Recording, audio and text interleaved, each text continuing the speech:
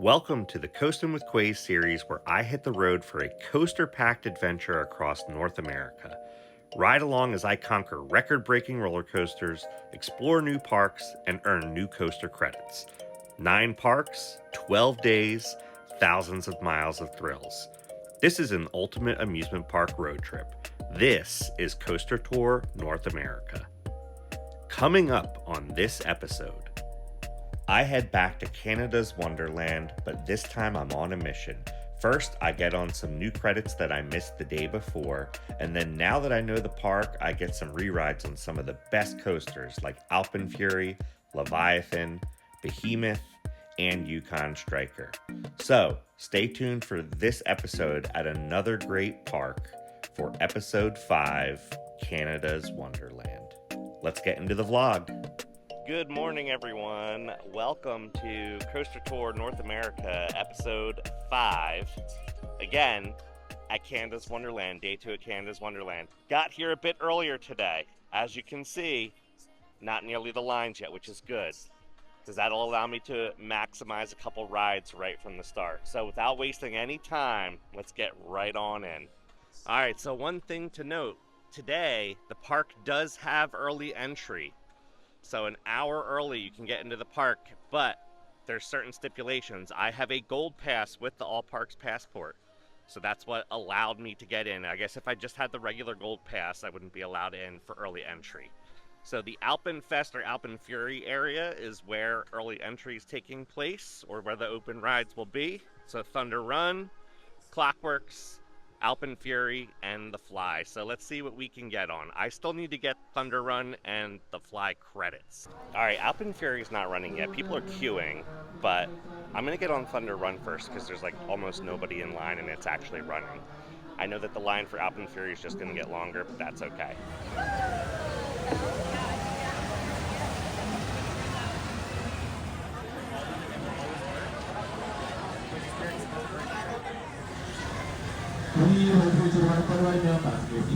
Not too far. We still, like, by the end of the day, you're going to see this one.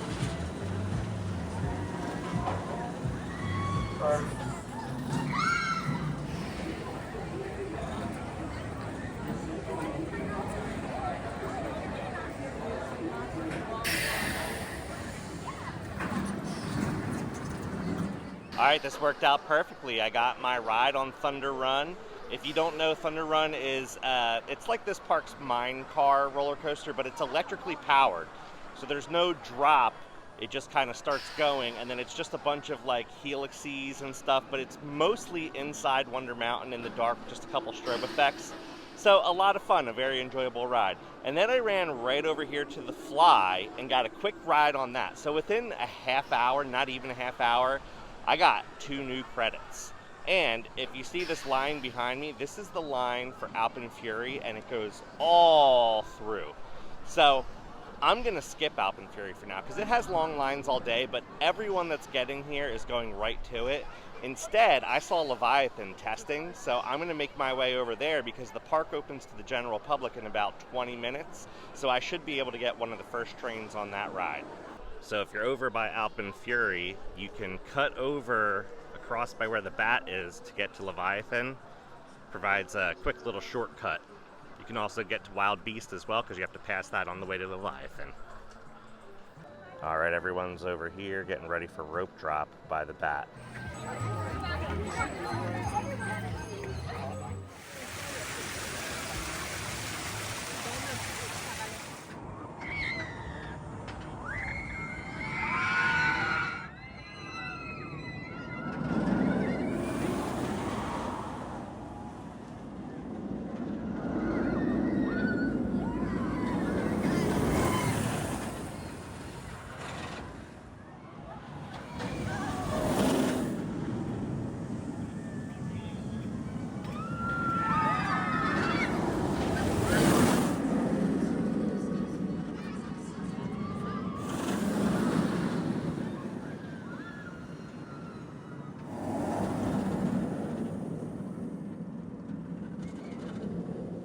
Okay, first ride during general hours, Leviathan.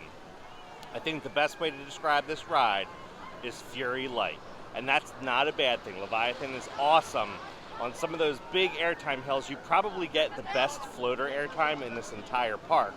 But it does still have those intense moments. Right after the first drop, which is awesome and just goes on forever, that first main turnaround super fast, and then you go over like a speed airtime hill, but then the back half of that airtime hill banks to the left. So you do have some of those fun, intense moments like Fury, but not quite as much. Great ride. Waited about 15 minutes, so now I think we're going to head over to Behemoth.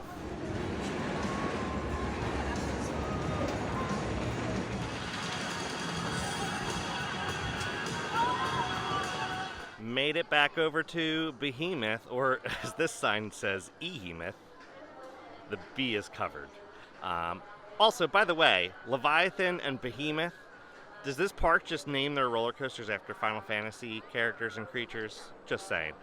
One of my favorite things about Behemoth, though, is the color scheme is the exact same colors as Talon at Dorney Park, and that's my favorite coaster there.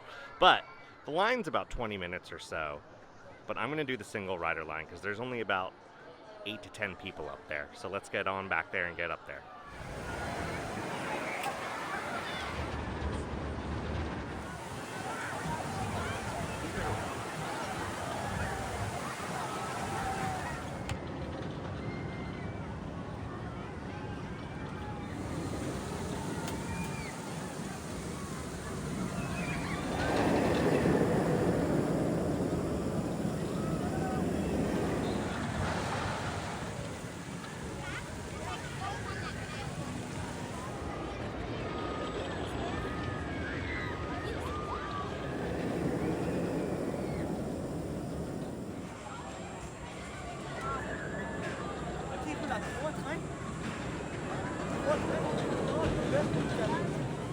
Okay, now this is what I'm talking about. I got here at the right time today, and I got 2 rides on Behemoth in maybe about 20 minutes.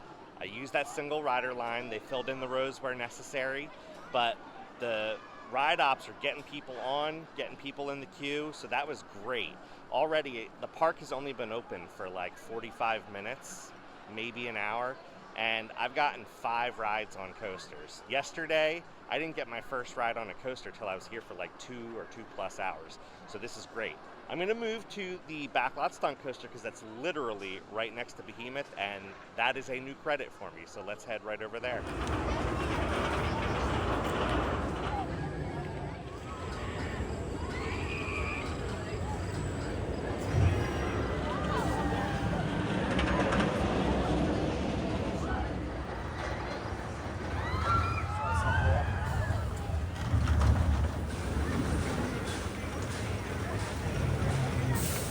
That was Backlot Stunt Coaster. Next credit for today. It's just like all the other Backlot Stunt coasters. So if you've been on the one at Kings Dominion, it's the same exact layout. I think even the one at Kings Island's the same.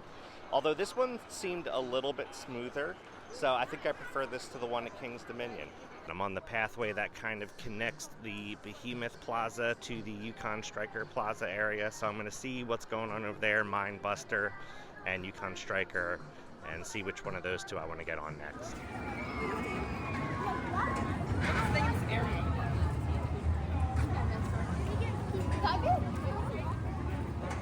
I saw these hats yesterday, and I didn't get one yet, but I think I'm going to get the one on the right because it's got a corduroy brim. Not the best ride in the park, but definitely the best hat in the park.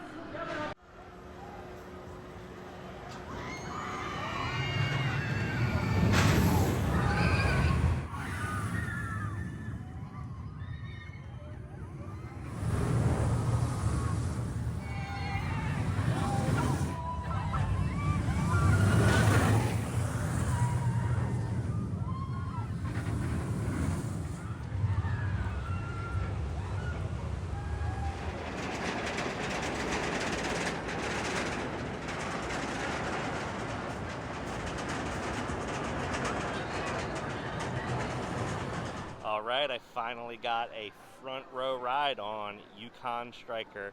That is definitely my favorite dive coaster so far. It's so smooth, and everything, the drop through the first 4 inversions is paced so well.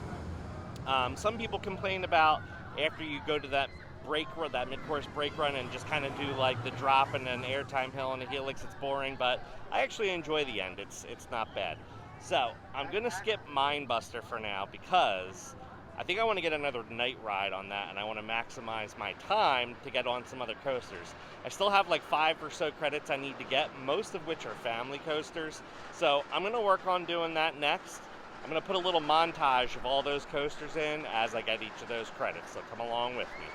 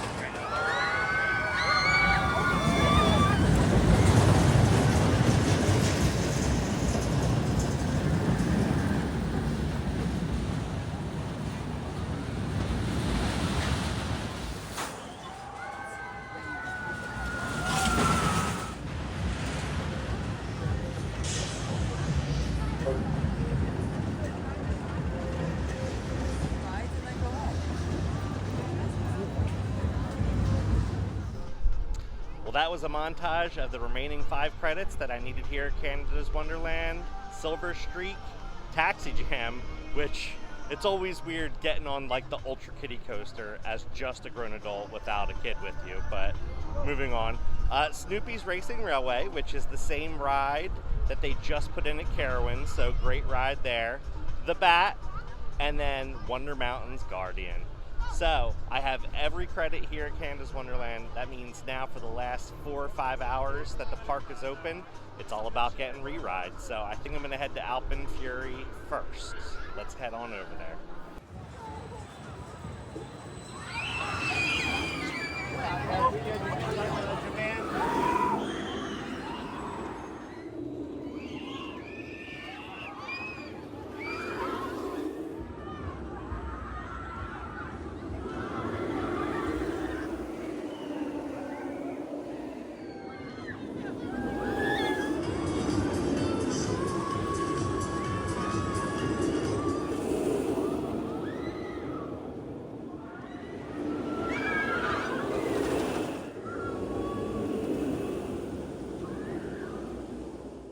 Well, Alpen Fury was every bit of 2 hours, even in the single rider line. I think it would have been less, but it went down 2 times while I was in line, each time for probably about 20 or 25 minutes. But I sat in the second to last row, and man, that ride's insane. You experience every type of force, positives, negatives, laterals, and sometimes at the same time because it's constantly moving one way and then the other way. Really, really great ride. I'm not sure what my favorite moment of it is because I just feel like it's constantly putting you into a new position. The inverting, what I will call treble clef, towards the midway point is a really cool spot. You kind of get laterals and then a little bit of hang time at the top and then twist back down again. So really fun ride. The park closes in about an hour and a half or so, so I have to try to figure out what I want to try to get re-rides on.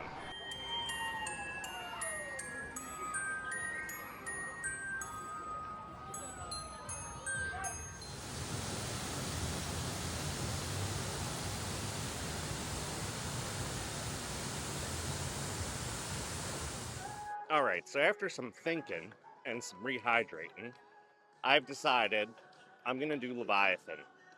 I think I have enough time to get on one more ride. I wanted to get a night ride on Mindbuster, but I just like Leviathan. It's my favorite ride in this park.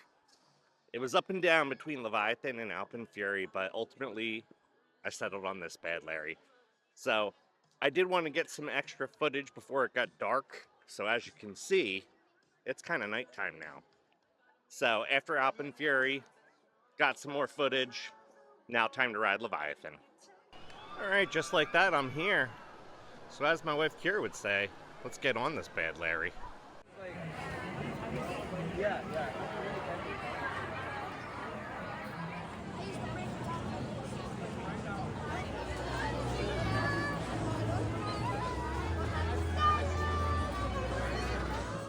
All right, finished day 2 here at Canada's Wonderland. So I ended up getting that night ride on Leviathan, finishing the day the same way I did yesterday. And as you can see, got some gear. I ended up buying the Yukon Striker hat as well as a magnet that's got little signs for all the main roller coasters here. So, what do I say about Canada's Wonderland? I wish I had another day here. The top 5 coasters here are awesome. Awesome rides. The middle of the road coasters are decent too, as well as some of the family coasters like Ghoster Coaster and Snoopy's Racing Railway. Those are both great roller coasters, even though technically they're more family or kids rides. On the low end of things, rides like Flight Deck and Wild Beast, those were not great. Wild Beast is begging to be RMC'd. If that ride was RMC'd, the top 6 in this park would be pretty unbeatable, except for maybe by Cedar Point. And then Flight Deck, I mean, the part of the park where Flight Deck is kind of like a dead zone. It's more of just like a cut through to get to Behemoth. So if they were to take Flight Deck out and put something really great in there, I think it would revitalize that part of the park. And I think it would draw some lines away from Wonder Mountain, because that part of the park is always a mob scene. Whoops, almost dropped my gear. And like Alpen Fury's lines were insane. And that's expected. It's a brand new roller coaster. You know, I wouldn't expect that to have short lines. But it only runs 2 trains, and each of those trains only holds 18 people. So when that line is long, it's 3+ hours, 4 hours. And I know over time, as more stuff goes into this park, that will lessen. But I think something needs to happen with that ride. I don't know if they need to put lockers in the queue or something so that people don't have to put their stuff in bins when they get to the platform. But that remains to be seen for the future. It's an amazing coaster, though. I mean, it's the top 2 for this park. That's really going to be it. I understand why people love this park. It's a premier park in the Six Flags chain, and it's going to stay that way. 2 great days here.